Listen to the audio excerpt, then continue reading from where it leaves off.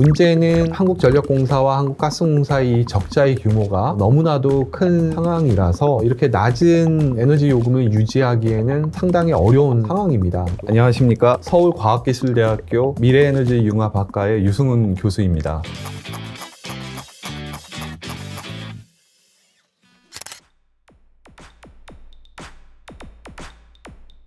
유럽은 겨울의 문제입니다. 우리나라도 마찬가지지만 유럽의 모든 국가는 북반구에 위치를 하고 있기 때문에 12월, 1, 2월 3개월 동안은 난방을 해야 됩니다. 근데 난방을 하는 중요한 수단이 천연가스입니다. 우리나라도 도시가스를 가지고 난방을 하지 않습니까? 유럽도 마찬가지거든요. 도시가스로 난방을 해야 되고 천연가스로 전기도 생산해야 되기 때문에 유럽은 작년 한 해 동안에 그러니까 작년 여름과 막 9월, 10월에 아무리 가격이 높아도 천연가스 를 마구 사서 탱크에 채워넣기 위해서 막 사서 채워놓은 상황입니다. 그래서 탱크를 가득 채워서 놨는데 문제는 얘는 겨울을 나면 즉 3월이 되면 결국 소진이 되게 돼 있거든요. 그러면 3월, 4월에 천연가스를 막 사야 되는데 천연가스가 막 사기가 쉽지가 않은 게 중국이 천연가스를 굉장히 많이 소비하고 있는 나라입니다. 전 세계에서 천연가스를 뭐 거의 제일 많이 소비하고 있다고도 할 수 있는 나라인데 이 나라가 작년 한 해는 미국과의 경제전쟁, 코로나19로 인한 경제 봉쇄 때문에 천연가스 수요가 급격하게 줄었는데요. 이제 중국이 국경을 열기 시작했습니다. 중국이 관광객들을 받아들이고 중국 관광객도 나가고 위드 코로나 정책을 펴면서 공장이 가동하게 됐고 경제활동량이 많아지면서 중국의 천연가스 수요가 현재 증가하면서 중국이 천연가스를 막 사들이고 있습니다. 그러다 보니까 이제 봄이 되면 유럽이 천연가스를 살 수 있는 물량이 상당히 부족할 수가 있는 상황이라서 봄이 되면 대란이 올 수 있다.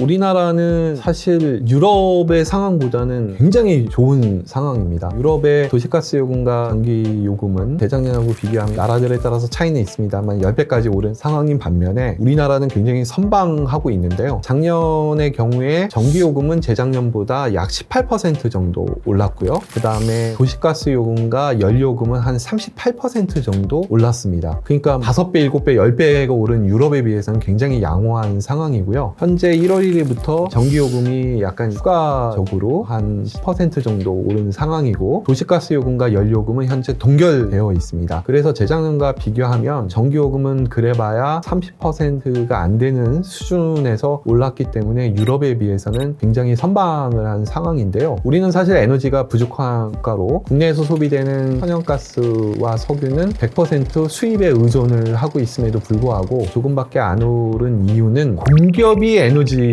도입해서 공급하고 있다는 부분입니다. 즉 한국전력공사가 전기를 공급을 하고 있다 보니까 한전의 작년 적자가 거의 35조 원에 육박을 하는 상황인데요. 이렇게 35조 원의 적자를 보면서 사실 전기를 저렴하게 공급을 했던 것이고 한국가스공사가 결국 도시가스에 사용되는 천연가스를 해외로부터 전량 수입을 하고 있는데 한국가스공사의 작년에 적자가 10조 원을 넘었습니다. 그 덕분에 국민들은 저렴하게 도시가스를 이용하고 있는 상황인데 문제는 한국전력공사와 한국가스공사의 적자의 규모가 너무나도 큰 상황이라서 이렇게 낮은 에너지 요금을 유지하기에는 상당히 어려운 상황입니다. 앞으로 올해 내내 전기요금이건 도시가스 요금이건 연료금이 어느 정도 올라줘야 이들 기업들이 안정적으로 전기도 공급하고 도시가스도 공급할 수 있는 상황입니다.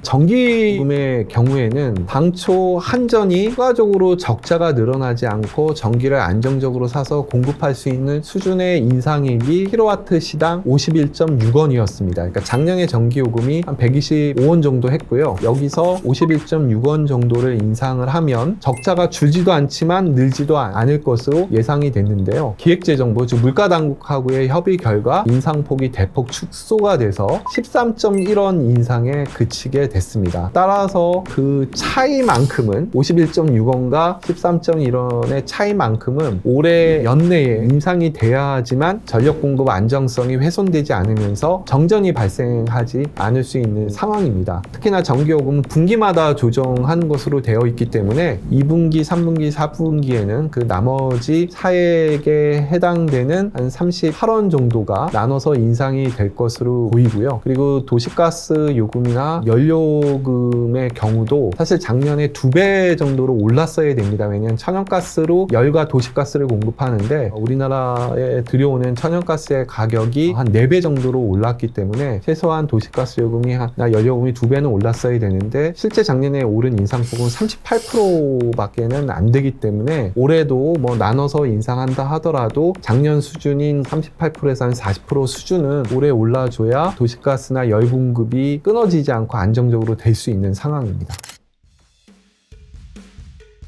천연가스는 얘가 기체이기 때문에 국가 간의 운송을 할 때는 액화를 시킨 LNG, 즉 액화 천연가스의 형태로 수입을 하게 되는데요. 우리나라는 전 세계에서 LNG 소비를 3번째로 많이 하는 나라이기도 합니다. 그래서 우리나라는 천연가스에 굉장히 의존을 많이 하고 취약한 나라입니다. 근데 우리나라가 천연가스를 수입하는 방식은 전체 도입 물량의 한 80%는 장기 계약에 의존을 하고 있고 나머지 20%는 그때그때 현물시장에서 사옵니다. 그래서 장기 계약으로 사는 게 쌀 때도 있고 현물 시장에서 사는 게 쌀 때도 있습니다. 이게 왔다 갔다 하는데 아무래도 장기 계약은 가격이 거의 고정되기 때문에 안정적으로 들여올 수 있다는 장점이 있어서 80%를 장기 계약에 의해서 들여오고 있는데요. 여기서 장기 계약이라 하면 한 20년에서 25년 동안 안정적으로 들여오는 그런 계약을 장기 계약이라고 합니다. 그래서 우리나라의 장기 계약은 주로 중동에 있는 카타르하고 계약이 체결이 되어 있고요. 이 카타르하고의 계약 물량들이 대부분 25년에 완료가 됩니다. 따라서 많은 물량에 대해서는 이미 재계약을 했고요. 재계약을 할 때는 도입선 다변화를 위해서 카타르에서 들어오던 한 500만 톤의 물량을 한 3분의 1은 카타르하고 재계약을 했고 3분의 1은 아프리카의 모잠비크에서 들여오는 것으로 계약을 했고 나머지 3분의 1은 미국에서 들여오는 걸로 도입선을 다변화했습니다. 그럼에도 불구하고 아직까지도 카타르에서 들어오는 많은 장기 계약 물량이 있고 그게 25년에 종료가 되기 때문에 26년부터 천연가스를 또다시 도입하기 위해서는 현재 장기 계약을 서둘러야 될 상황이라서 정부는 어느 나라에서 얼마만큼을 20년을 들여올지 30년을 들여올지를 결정하는 의사결정을 현재 진행 중에 있는 상황입니다. 장기 계약으로 들어오는 것들의 가격은 대략 MMBTU당 한 10불에서 한 12, 13불 사이이고요. 현물 시장에서 사오는 것은 작년에 피크일 때 71불을 찍었고 작년 한 해 동안의 평균을 보면 한 35불에 사왔고 제가 지난주에 확인을 해봤더니 한 30불 수준이었습니다. 근데 올해 내내 한 35불에서 40불 사이가 유지될 것으로 보이기 때문에 장기 계약으로 들어오게 되면 10불에서 12불 사이란 측면에서 우리도 장기 계약을 서둘러서 해야 될 것이고요. 다만 장기 계약으로만 다 할 수는 없고 현물 시장에서도 일부러 사오는 게 필요하긴 합니다. 왜냐하면 재작년에 현물 시장 가격이 2불까지 떨어진 적이 있거든요. 따라서 앞으로도 장기 계약 80%, 현물 시장에서 사오는 20%를 계속해서 유지해 나가되 장기 계약을 좀 서두를 필요가 있어 보입니다.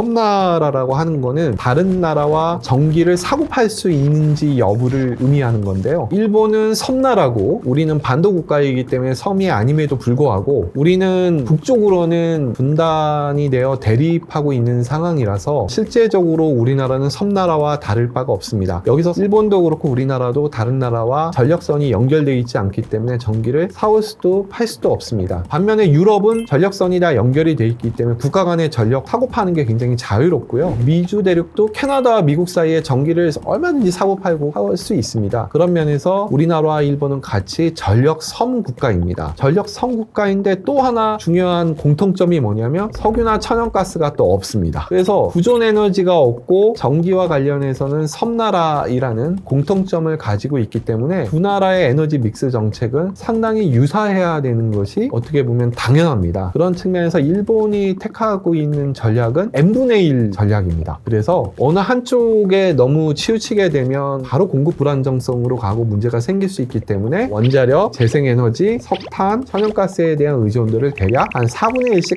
가져가겠다라고 하는 전략을 세우고 있고요. 반면에 우리는 원전을 좀 많이 하고 그 다음을 재생에너지로 하고 석탄과 천연가스는 좀 줄이는 방향으로 되어 있어서 일본의 N분의 1 전략과는 다소 차이가 납니다. 근데 우리도 보면은 결국에는 에너지 공급 공급 안정성을 위해서는 n분의 1 전략이 저는 필요하다고 보는데요. 다만 우리가 국제사회에 온실가스를 대폭 줄이겠다고 천명을 하고 그거를 전 세계에서 14번째로 법제화한 나라이기 때문에 석탄과 천연가스를 줄이는 것이 불가피한 부분은 있습니다만 석탄과 천연가스 같은 화석연료를 급격히 줄이는 것보다는 일본을 참고하면서 조금 천천히 줄여나가는 게 우리나라의 에너지 공급 안정성을 확보할 수 있는 방안이라고 보입니다.